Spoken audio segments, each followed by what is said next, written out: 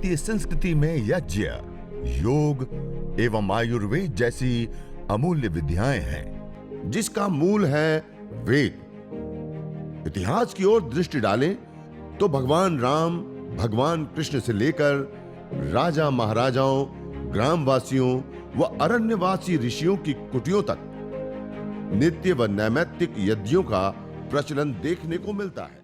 जब यज्ञ करते हैं कि एक श्रद्धा, एक भाव, एक श्रद्धा का एक अतिरेक होता है, एक अनुष्ठान का जो भाव होता है, उससे हम युक्त होते हैं, एक सत्व से युक्त होते हैं, उससे भी हमारी चिकित्सा होती है। और जब हम यज्ञ करते हैं, मैंने आपको कहा ना, वहां के वायुमंडल के अंदर ऋण आवेशित कणों की बाहुल्यता होती है, उसमें रहने से ब्लड सीरोटोनिन की मात्रा बढ़ती है। ब्लड सीरोटोनिन की मात्रा बढ़ने से बॉडी अल्कलाइन होती है, और अल्कलाइन शरीर के अंदर कोई रोग होता, और कितना भी बड़ा कोई रोग हो गया तो वो ठीक हो जाता है। आज इसके ऊपर बहुत बड़े शोध हुए हैं, और जिन्होंने ये शोध किया उसको बड़े बड़े अवार्ड भी प्राप्त हुए हैं, और आज उसका मल्टीनेशनल कंपनियां बड़ा हुआ लाभ उठा रही हैं। सबके घरों में लगभग आरओ मशीन होगा, पहले वो लगवा दी, अब सबके घरों में लगा रहे हैं अल्कलाइन वाटर के मशीन। हमारे शरीर के अंदर 70% से अधिक पानी होता है। हम जो पानी पी रहे हैं उस पानी को यदि अल्कलाइन करके पिए तो पूरी बॉडी क्या हो जाएगी?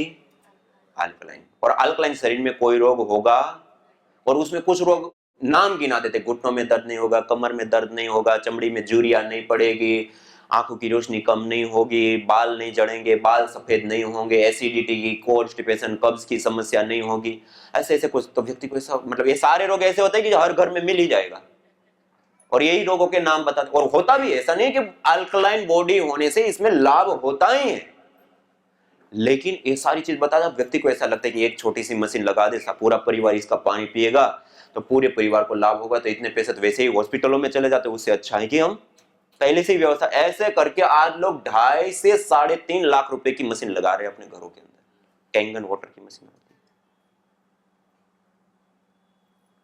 और वैसे पानी लेने जाओ तो 80 रुपए लीटर से लेकर के 200 रुपए लीटर तक मिलता है। अल्कलाइन वाटर मशीन लगाओ तो 2.5-3.5 लाख रुपए। अब वो 3.5 लाख रुपए की मशीन और 80 से 200 रुपए लीटर पानी जो निर्मित होता है, हम ये जो हवन करते हैं ना, यज्ञ करते हैं, तो वायु तो वैसे ही ऋण आवेशित कणों, तो उससे तो बॉडी अल्कलाइन होनी ही होनी है। लेकिन यदि पानी की भी बात करें तो हवन करने पर जो भस्म बचती है ना, ऐश, राख, भभूत, उसको थोड़ा सा छान करके रख लेते हैं, और 2 चुटकी भर 1 गिलास पानी में डालो, जो 3.5 लाख रुपए की मशीन अल्कलाइन पानी करके देगी, वो आपकी 2 चुटकी भस्म करके देगी। और अल्कलाइन ही नहीं, अल्कलाइन के साथ साथ उसके अंदर कैल्शियम, जो हड्डियां कमजोर हो जाती हैं, जोड़ कमजोर हो जाते हैं, दर्द देने लगते हैं, वो कैल्शियम भी आपको उसमें मिलेगा। आयरन, जो रक्त अल्पता हो जाती है, क्लिष्टता हो जाती है, शरीर कमजोर हो जाता है, धातुओं का पोषण, वो आयरन भी आपको उसमें मिलेगा। Calcium, iron, zinc, potassium, magnesium, ये खनिज भी उस पानी के अंदर आ जाते हैं। केवल पानी अल्कलाइन ही नहीं होता, अल्कलाइन तो मिला ही। इतना छोटा सा हवन कुंड अपने घर के अंदर लगा लो, 3.5 लाख रुपए की खाली भस्म का प्रयोग कर लोगे तो 3.5 लाख रुपए की अल्कलाइन वाटर करने की मशीन लगा दी। खाली जो कहते हैं ना, केला खाते और छिलके को फेंक देते हैं, ऐसे हवन किया और उसके तो इतने सारे लाभ मिले, लेकिन जो भस्म अब कोई काम की, जिसको कहते हैं नहीं, उसका भी आपने प्रयोग कर लिया तो 3.5 लाख रुपए की मशीन के बराबर, उससे भी ज्यादा लाभ देगी आपको ये ऐसी विद्या। तो मैंने संयोगवश जो अल्कलाइन बॉडी की बात आई, तो इसलिए मैंने संयोगवश बताया। तो कहने का अभिप्राय था कि हम ऋण आवेशित कण प्राधान्य वायुमंडल में रहते तो बॉडी अल्कलाइन होती, तो उससे भी रोग से बचाव या रोग को ठीक करने में हमें राहत और लाभ मिलता है। ये भस्म का पानी पीते हैं तो उससे भी हमें विशेष रूप से बीमारी को ठीक करने में लाभ मिलता है। इन सब के साथ साथ यज्ञ ट्रीटमेंट, यज्ञ चिकित्सा में कितने सारे लाभ हो गए ना, कितने सारे प्रकार से काम कर रही है। हम अग्नि जब प्रदीप्त होती है, उसका जब हम दर्शन करते हैं, उसके समीप जब हम बैठते हैं, उसकी जो रंग होते हैं, उसकी जो रश्मियां होती हैं, वो भी जब हमारे चमड़ी के ऊपर पड़ती है ना, तो हमारी चमड़ी के अंदर के भाग में केमिकल कंपोजिशन में चेंज आते हैं। जैसे सूर्य की धूप में रहेंगे, प्रातःकाल की धूप में, तो चेंज आएंगे, विटामिन B12 और विटामिन डी बनेगा। ऐसे ही अलग अलग रंग जो होते हैं किरणों के, उसकी उपस्थिति में अलग अलग प्रकार के लाभ होते हैं। उसको देखने से हमारे केमिकल्स के अंदर डिफरेंट आते हैं और उसके आधार पे शरीर के अंदर, इसलिए देखो कोई खून लाल देखते ही तुरंत उनको, खून देखते ही अलग प्रकार के हार्मोन्स बनते हैं, कई लोग बेहोश हो जाते हैं। ये क्यों? रंग देखने से भी वो चीज होती है। ये जो अग्नि की रंग रश्मियां होती है, वो जब हमारी नेत्र के ऊपर पड़ती है, हमारी चमड़ी के ऊपर पड़ती है, उससे भी हमारी चिकित्सा होती है। इसको कहते हैं रश्मि चिकित्सा। इसी प्रकार से एक सत्व की उपासना। देखिए, धरती पर जितने भी द्रव्य पाए जाते हैं, छोड़ते हैं तो किधर आता है? छोड़ते किधर आता है? कोई भी द्रव्य। लेकिन अग्नि किधर जाती है? नीचे ले जाना चाहो तो तब भी ऊपर ही उठे। क्यों? ऊर्ध्वम गच्छन्ति सत्वस्था। ये सत्व है। क्या है? सत्व किधर उठता है? ऊर्ध्वम गच्छति सत्वस्था, मध्य तिष्ठन्ति राजसा, जघन्य गुणवतिस्था, अधो गच्छन्ति तामसा। तमस नीचे ले जाता है, मध्य में रजोगुण, और ऊपर की ओर उठता है। क्या होता है? और अग्नि क्या है? सत्व है, सत्व प्रधान है, सत्व प्रतीक है। इसलिए हम कोई भी पूजा करते हैं, कोई भी कार्य करते हैं, कुछ भी करते हैं, तो बिना अग्नि की साक्षी से प्रारंभ। क्यों? सत्व की क्या हम करते हैं? उपासना। सत्व को हम आगे रखते हैं और सत्व हमें कहां लेके जाता है? ऊपर की ओर। इसलिए हम सत्व, तो हम जब अग्नि के पास बैठते हैं, यज्ञ करते हैं, उसकी उपासना करते हैं, तो सत्व भी हमारे तन को, हमारे मन को, हमारे पूरे अस्तित्व को प्रभावित करता है। उससे भी हमारी क्या होती है? चिकित्सा। उससे भी हमें लाभ होता है। और इन सब के साथ साथ चिकित्सा का प्रभाव देने वाला एक विशेष तत्व है, वो है सूक्ष्म। क्या है? देखिए, सूक्ष्म को हम अभी मॉडर्न मेडिकल भाषा में क्या बोलते हैं? नैनो। क्या बोलते हैं? नैनो शब्द सबने सुना होगा, नैनो का अर्थ तो सुना होगा। नैनो क्या होता है? -10, 1 मीटर का 1 अरबवा हिस्सा, उसको कहते हैं 1 नैनोमीटर। ये इतना सूक्ष्म होता है कि हमारी 5 में से 1 भी इंद्रिय उसको ग्रहण नहीं कर सकती। उतना छोटे पार्ट को क्या कहते हैं? नैनो। आज हम हर चीज को नैनो टेक्नोलॉजी के ऊपर ले जा रहे हैं। किसके ऊपर ले जा रहे हैं? नैनो टेक्नोलॉजी क्या होता है कि पदार्थ को तोड़ करके, सूक्ष्म करके, उसके अंदर जो निहित शक्ति है, सामर्थ्य है, ऊर्जा है, उसको प्रकट उद्भुत अवस्था में ला करके अनंत गुना लाभ उठाने की विद्या को कहते हैं नैनो टेक्नोलॉजी। जैसे उदाहरण के लिए, नैनो टेक्नोलॉजी को समझने के लिए, हम चंद्र लाखों किलोमीटर दूर है, वहां तक जाते हैं, वापस आ जाते हैं, फिर भी ईंधन बच जाता है, यूरेनियम। किस आधार पे हम तैयार करते हैं? Nano technology. अभी हम जो गाड़ियां चलाते हैं उसमें थोड़ा सा प्रयोग कर लेना, जब तक गाड़ी चले हमें डालना ना पड़े, इतना ताकतवर होता है। हम लाइटों का पहले भी प्रयोग करते थे, आज भी कर रहे हैं। पहले क्या होता था? बिजली ज्यादा लगती थी, प्रकाश कम आता था। आज क्या हो गया? हम इसको नैनो टेक्नोलॉजी के ऊपर ले गए, बिजली कम लगती है और प्रकाश। क्यों? Nano technology. पहले हम जब चिप का प्रयोग करते हैं ना, डाटा सेव करते हैं, मोबाइल आदि में लगाते हैं, पहली बार जब बनाया गया ना, कोई मीटर के होल में एक चिप थी, कोई मीटर के होल में, और उसमें सामने स्क्रीन के ऊपर, जो कंप्यूटर की स्क्रीन के ऊपर जितना डाटा होता है ना, केवल उतने को सेव रख सकता है। एक बार हटा तो वो भी गया, खाली उसको मौजूद रख सकता है। आज एक नाखून के बराबर चिप होती है और कितना बड़ा डाटा हम रख लेते हैं। क्यों? नैनो टेक्नोलॉजी के ऊपर ले गए। पहले हम बिल्डिंगें बनाते थे, आज तो बहुत ऊंची ऊंची बड़ी बिल्डिंगें बनाते हैं। पहले हम लोहे का प्रयोग करते थे, आज हम स्टील का, और वो भी नैनो टेक्नोलॉजी के आधार पे तैयार किए गए हुए सरियों का प्रयोग करते हैं। कितनी ऊंची और बड़ी इमारतें खड़ी करने पर और उस बिल्डिंग की अपेक्षा कई गुना ज्यादा भूकंप आ जाए, तूफान आ जाए, तब भी नहीं गिरती। और पतले पतले सरिये होते हैं स्टील के, नैनो टेक्नोलॉजी के ऊपर ले गए कंस्ट्रक्शन के काम को, कितना गुना उसकी ताकत बढ़ गई। नैनो में क्या होती है? शक्ति। क्या होती है?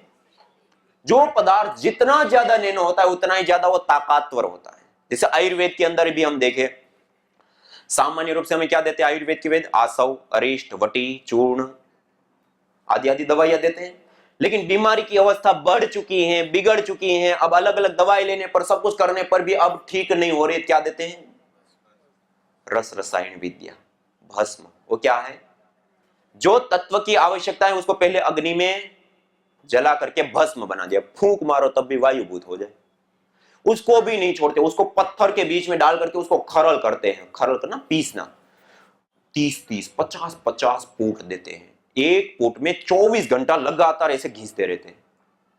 ऐसे 30-30, 40-40 दिन घिसते, जो राख को हम फूंक मारे तब भी उड़ जाए, उस राख को भी ऐसे पीसते पीसते उसके पार्टिकल को और तोड़ते हैं, और तोड़ते हैं, और तोड़ते तोड़ते उसको नैनो अवस्था में लाते हैं। हम चमड़ी के ऊपर रख करके थोड़ा सा ऐसे करें तो खून के अंदर मिल जाए, इतना सूक्ष्म कर देते हैं उसको। और जितना ज्यादा वो नैनो होता है उतना ही ज्यादा उसके अंदर जो रोग निवारण शक्ति है वो प्रकट अवस्था में आ जाती है। और बाद में कितनी मात्रा में देते हैं? 1 ग्राम, 2 ग्राम, 5 ग्राम देते हैं। और उसकी भी 60 पोड़ियां बना करके शहद के साथ चुटकी भर नाखून के बराबर चाटने के लिए देते हैं। जब मुठ्ठिया भर के दवाइयां खाने पर भी जो रोग ठीक नहीं हो रहा था, ये नाखून के बराबर जरा सी दवाई को चटा देते हैं और मरणासन व्यक्ति भी खड़ा हो जाता है। क्यों? नैनो टेक्नोलॉजी का प्रयोग किया। कहने का अभिप्राय है कि जो पदार्थ जितना ज्यादा नैनो होता है, सूक्ष्म होता है, उतना ही ज्यादा वो ताकतवर और शक्तिशाली बनता है। और धरती पर का सबसे सूक्ष्म से सूक्ष्मतम द्रव्य क्या होता है? सूक्ष्म में ताकत होती है, शक्ति होती है। जो जितना सूक्ष्म उतना ही ज्यादा ताकतवर। तो धरती का सबसे सूक्ष्मतम द्रव्य क्या होता है? अग्नि। क्या होता है? धरती पर 3 रूपों में पदार्थ पाए जाते हैं ना, ठोस, द्रव, गैस। ठोस रूप में चूना मिट्टी का कठोर पत्थर है हमारे पास। इस पत्थर के अंदर में कोई और ठोस पदार्थ डालना चाहूं, क्या डाल सकता हूं? द्रव पदार्थ पानी कितना भी डालूं, क्या उस पत्थर के अंदर जाएगा? ठोस भी नहीं गया, द्रव भी नहीं गया। गैस, वायु को कितना भी उसके ऊपर बहाओ, क्या उस पत्थर के अंदर जाएगी? उस पत्थर के अंदर ठोस, द्रव या गैस 3 में से एक भी पदार्थ को प्रवेश नहीं करा सकता। क्यों? उसके अंदर कोई जगह। लेकिन उस पत्थर को मैं अग्नि के ऊपर रख दूं तो अग्नि उसके अंदर नहीं, उसके अणु परमाणु के अंदर तक प्रवेश पाई जाती है, आर पार लाल होकर के आ जाती है, और अधिक दिया जाए तो उसको लिक्विड रूप में परिवर्तित तक कर देती है। जिसके अंदर 3 में से एक भी द्रव्य के जाने की कोई संभावना नहीं, उसको अग्नि के ऊपर रख दो, अग्नि उसके अंदर नहीं, अणु परमाणु के आर पार हो जाती है। इतनी सूक्ष्म होती है। धरती का सबसे सूक्ष्मतम द्रव्य कोई होता है, क्या होता है? अग्नि। और उस अग्नि का एक विशेष स्वभाव होता है, अंगम नयति इति अग्नि। जो पदार्थ अपने संपर्क में आता है उसको अपने जैसा बना लेता है। ये समिधा अग्नि में डालेंगे तो क्या हो जाएगी? अग्नि रूप हो जाएगी। सामग्री अग्नि में डालेंगे तो क्या हो जाएगा? अग्नि रूप हो जाएगा। घी अग्नि में डाला तो क्या हो जाएगा? अग्नि में डालने से पहले इन चीजों को हम देख सकते हैं, छू सकते हैं, वेट कर सकते हैं, व्यवहार कर सकते हैं। उसको एक बार अग्नि में डाल दिया तो अग्नि ने अपना अंग बना लिया, अपने जैसा बना लिया, अग्नि रूप बना लिया। अग्नि क्या है? सबसे सूक्ष्मतम द्रव्य। वो भी इतना ही ज्यादा क्या हो गया? सूक्ष्म हो गया। इसलिए 1 किलो सामग्री, 1 किलो घी लेकर के आप हवन करने के लिए बैठे थे, लेकिन हवन करने के बाद अब आपके पास कुछ नहीं बचेगा। कहां गया? नैनो हो गया, सूक्ष्म हो गया। और इतना सूक्ष्म हो गया कि जो हम अन्य नैनो टेक्नोलॉजी के उदाहरण दे रहे थे, चाहे यूरेनियम हो, चाहे भस्म हो, चाहे अलग अलग चीजें, उसको नैनो करने के बाद भी हम देख सकते हैं, छू सकते हैं, वेट कर सकते हैं, उसका व्यवहार कर सकते हैं। लेकिन अग्नि में एक बार जो द्रव्य आपने डाल दिया वो इतना सूक्ष्म हो जाता है कि अब हमारी 5 में से एक भी इंद्रिय उसको ग्रहण, और जो पदार्थ जितना ज्यादा सूक्ष्म होता है उतना ही ज्यादा वो क्या होता है, ताकतवर, शक्तिशाली। और अग्नि में डाला हुआ घृत और सामग्री दुनिया का सबसे ताकतवर पदार्थ के रूप में कन्वर्ट हो गया। रुड़की आईआईटीज में यज्ञ से निकलने वाले जो धूम्र पार्टिकल्स होते हैं उसको हमने देखा। यज्ञ से निकलने वाले पार्टिकल नैनो पार्टिकल्स होते हैं, और उसके बाद उसकी एक्टिविटी देखी। नैनो तो है, वो कर क्या सकते हैं। वो nano particle medicinal nano particle होते हैं। यज्ञ चिकित्सा एक नैनो मेडिसिन है। अलग अलग द्रव्यों को अग्नि में डाल करके, नैनो करके, सूक्ष्म करके अनंत और अथाह लाभों को उठाने की एक सरल, सस्ती, आसान, सुपर नैनो टेक्नोलॉजी कोई है तो वो यज्ञ है। तो मैं आपको बता रहा था कि यज्ञ चिकित्सा कैसे काम करती है। यज्ञ करने से नैनो पार्टिकल इतने सूक्ष्म होते हैं, हमारे रोम रोम से, हमारे श्वास के माध्यम से हमारे प्रवेश पाते हैं, और नैनो के अंदर सबसे बड़ी ताकत होती है। दूसरा, गैस फॉर्म में particle, organic molecules, anti inflammatory, anti microbial, anti अलग अलग प्रकार के कंपोनेंट्स वायु के अंदर आते हैं। वो भी हम श्वास 24 घंटा जो श्वास लेते हैं उसके माध्यम से गया। वो जो सूर भी, वो सुगंधि, उससे हार्मोन्स हमारे हुए, न्यूरोकेमिकल्स बैलेंस हुए हमारे, वो रंग और रश्मियां हमारे शरीर के ऊपर, हमारी नेत्रों के ऊपर पड़े, वो सत्व, उसकी उपासना और एक श्रद्धा भाव, भक्ति का जो भाव है। ये यज्ञ चिकित्सा एक नहीं, मल्टी चिकित्साओं का पैकेज है। क्या है? मल्टी चिकित्सा है। अलग अलग म्यूजिक थेरेपी भी है इसके अंदर, रश्मि सन थेरेपी भी है इसके अंदर, मॉलिक्यूल्स दवाइयां खाते हैं वो मॉलिक्यूल्स की थेरेपी भी है, ये नैनो थेरेपी भी है। सब चीजें एक साथ है। और जब हम एक अनुष्ठान की भांति जब श्रद्धा भाव भक्ति से युक्त होकर के अच्छे द्रव्यों से हवन करते हैं तो उससे पूरा अस्तित्व हमारा प्रभावित होता है। हमारे पंच प्राण, पंच उपप्राण पोषित होते हैं, शक्तिशाली बनते हैं। सप्त धातुओं का पोषण होता है।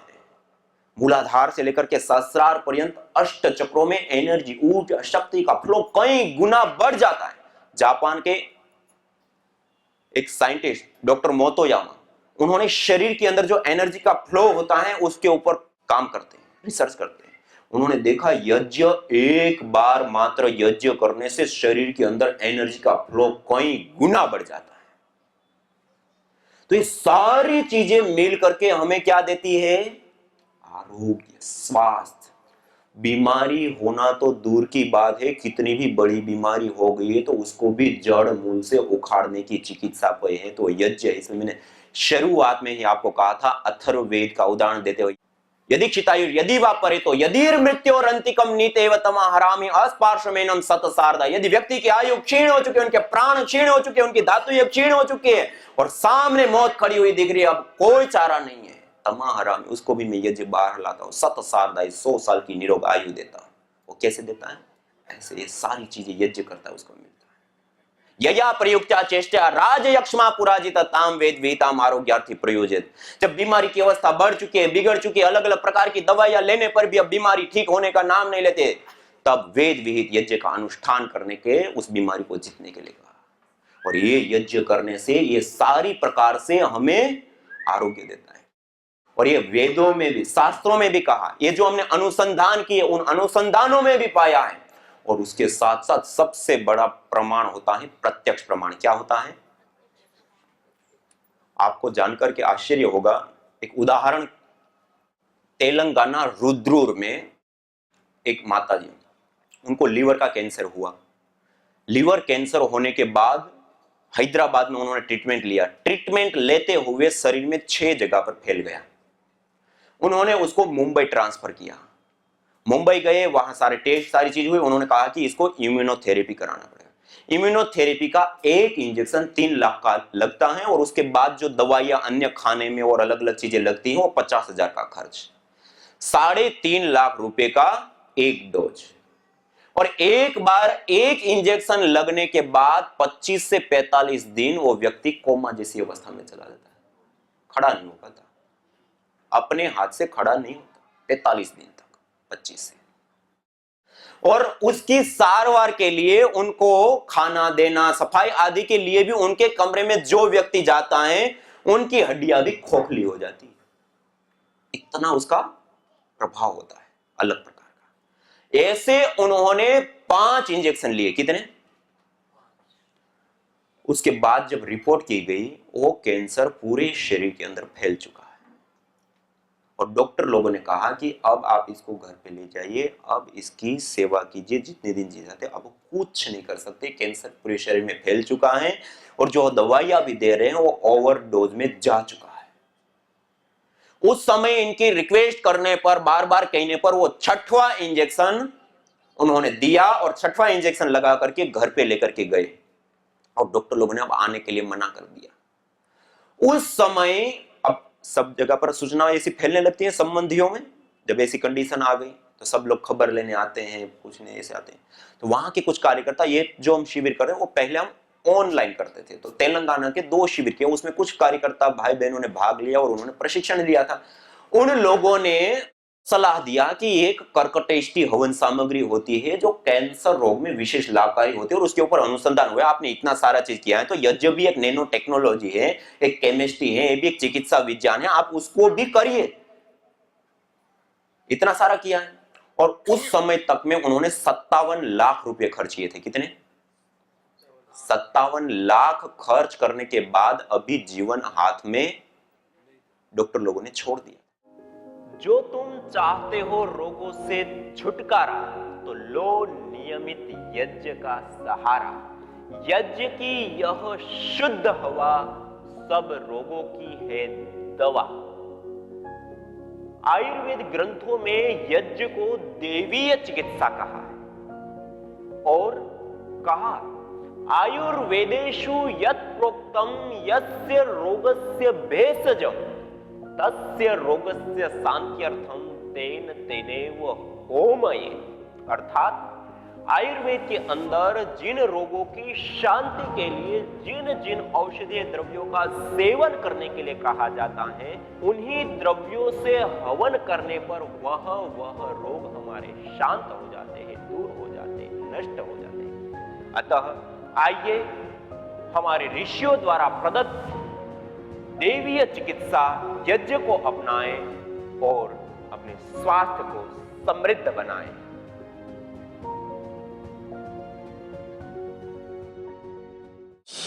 यजन कराते हैं, ये यज्ञ करने से भी मस्तिष्क अच्छा होता है, बहुत जबरदस्त है। ये घी मस्तिष्क के लिए सबसे उत्तम है, गाय का घी। इसकी से अब ज्यादा तो खा नहीं सकते आप, ज्यादा खाएंगे तो फिर उससे प्रॉब्लम हो जाती है और ज्यादा डाइजेस्ट भी नहीं होता है। तो हवन के माध्यम से घी अंदर जाता है, हवन करने से मस्तिष्क तेज होता है, घी, गाय का घी खाने से मस्तिष्क तेज होता है। बादाम रोगन नाक में डालने से, बादाम रोगन दूध में मिला करके पीने से मस्तिष्क अच्छा हो जाता है। मैंने लोगों के एपिलेप्सी से लेकर के, मिर्गी के दौरे से लेकर के, माइल्ड ऑटिज्म से लेकर के